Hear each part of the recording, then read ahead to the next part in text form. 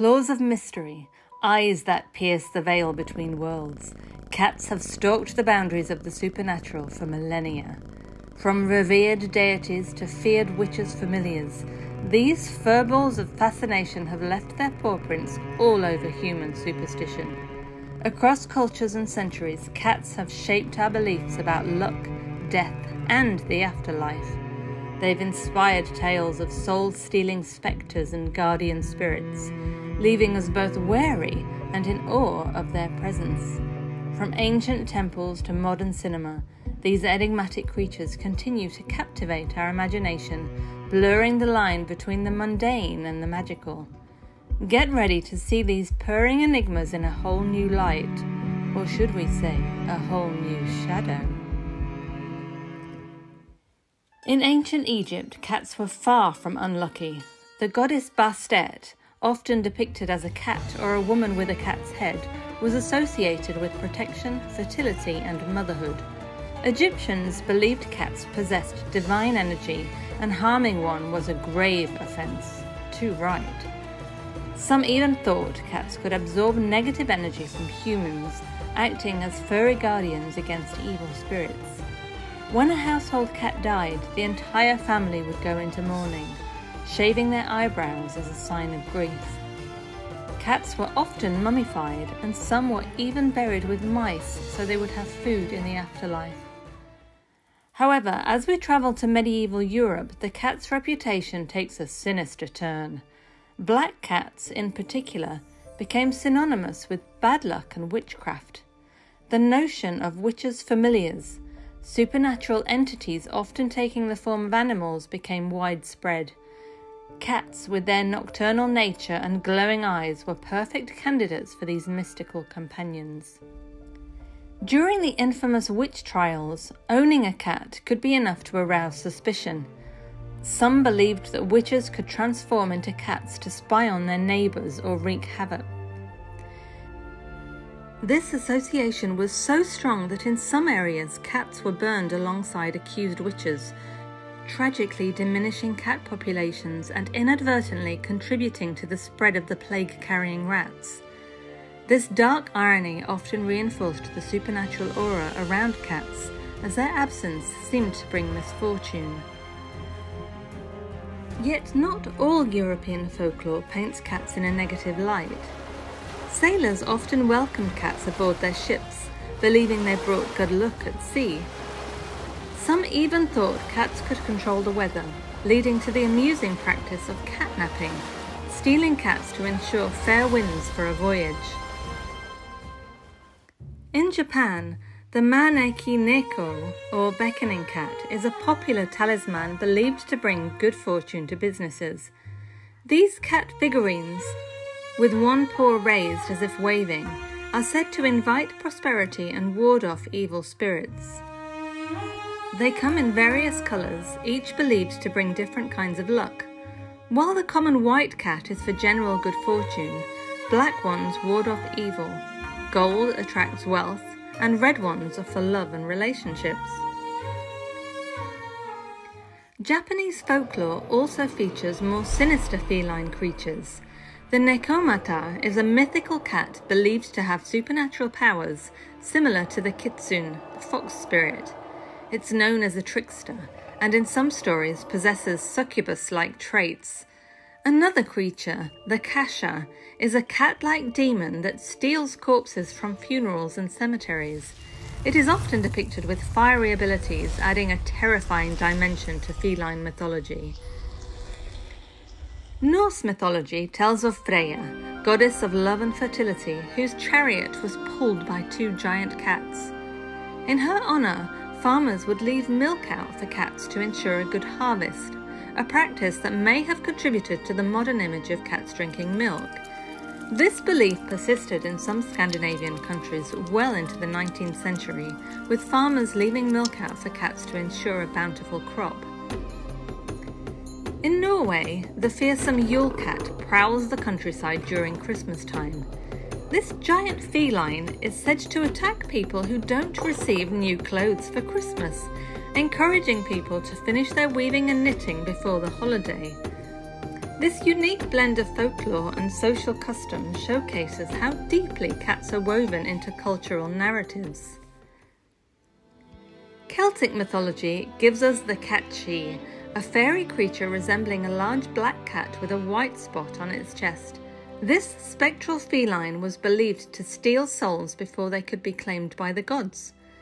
To protect the recently deceased, Celts would stage all-night wakes with games and riddles to distract the cat-seeth until dawn. The cat-seeth was also associated with various supernatural abilities such as speaking to humans and foretelling the future. In Scottish folklore, we find the grimalkin, considered an evil witch's cat. This spectral feline is associated with dark magic and witchcraft, further cementing the connection between cats and the supernatural in European traditions. Finnish mythology offers a gentler view of cats' origins. It was believed that cats were created in saunas by house elves. This lore explains why cats are drawn to warm places and considers them guardian spirits of the home, highlighting the diverse ways different cultures have interpreted feline behaviour. Some cultures believed cats could see ghosts and spirits invisible to human eyes. Their sudden focus on seemingly empty spaces or their bristling reaction to unseen stimuli reinforced this notion. In some traditions, this ability was thought to extend to seeing the future, leading to various methods of divination involving cats. The 9 lives of a cat is perhaps one of the most widespread supernatural beliefs. This idea likely stems from the cat's agility and ability to survive falls that would seriously injure other animals. Some cultures expanded on this, believing that a cat's 9th life was immortal, or that cats could resurrect themselves 8 times. In some parts of Britain, it was believed that if you dreamed of a white cat, good luck would follow, but dreaming of a black cat was a warning of dark times ahead. This ties into the broader folklore of cats as prophetic animals, capable of predicting everything from weather to impending deaths. Even plant life isn't immune to feline folklore. A tale from Eastern Europe tells of a willow tree that saved kittens from drowning by extending its branches into the river. This story is said to explain the appearance of kitten buds on willow trees each spring, known as pussy willows, further intertwining cats with nature's cycles. The silver screen and television have further cemented cats' supernatural status in popular culture. These portrayals often draw from and reinforce existing folklore, while also creating new mystical feline tropes. In the Harry Potter series, we encounter Professor McGonagall, a powerful witch who can transform into a tabby cat at will. This ability, known as being an animagus, draws on the age-old association between cats and shape-shifting witches. McGonagall's feline form allows her to observe unnoticed, playing into the idea of cats as silent, watchful creatures with hidden knowledge. The 1990s TV show Sabrina the Teenage Witch featured Salem, a 500-year-old witch sentenced to spend a century as a talking black cat. Salem's sarcastic commentary and magical knowledge made him a fan favourite, blending the traditional witch's familiar concept with modern humour. This show also played with the idea of cats having multiple lives, as Salem occasionally referenced his past lives and remaining lives. In Neil Gaiman's Coraline, both the novel and its film adaptation, a mysterious black cat serves as the heroine's guide between the real world and a dangerous parallel universe. This cat can speak in the otherworld, echoing folklore about cats' ability to traverse supernatural boundaries. The 1993 Disney film Hocus Pocus features Thackeray Binks, a young man from Salem transformed into an immortal black cat by witches.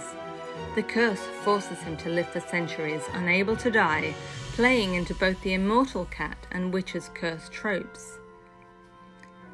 Japanese anime and manga frequently feature supernatural cats. In Sailor Moon, Luna and Artemis are talking cats from the moon who guide and advise the Sailor Scouts. These felines possess the crescent moon symbol on their foreheads, marking them as celestial beings and tying into myths about cats' connection to the moon. The Studio Ghibli film Kiki's Delivery Service showcases Gigi, a talking black cat who serves as the young witch Kiki's familiar and confidant. Gigi's ability to communicate with Kiki is tied to her magical powers, reinforcing the connection between witches and their feline companions.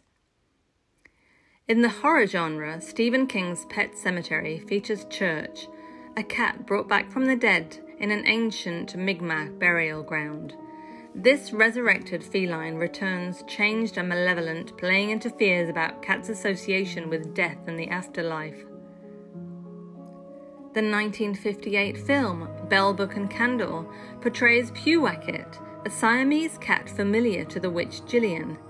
This film popularised the name Purr-fectly for cats, which originates from a real witch trial where a supposed familiar spirit was named Purr-fectly. Even in children's media, supernatural cats make appearances. The animated series The Amazing World of Gumball features Carrie, a ghost cat, blending the ideas of cats' 9 lives and their supposed ability to see spirits. From divine messengers to witches' familiars, lucky charms to soul stealers, cats have played a rich and varied role in supernatural beliefs across cultures and throughout history. Their mysterious nature continues to captivate us, ensuring that these enigmatic creatures will remain entwined with our superstitions, folklore and popular media for generations to come.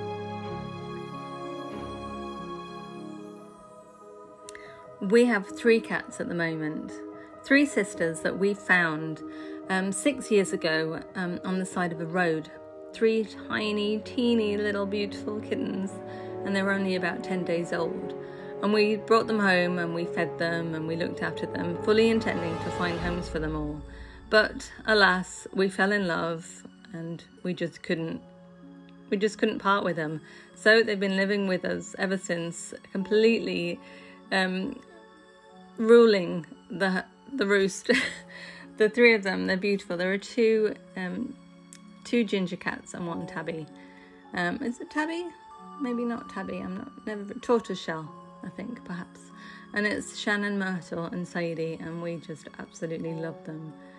Do you have cats? Do let me know in the comments below. I'd love to hear all about them.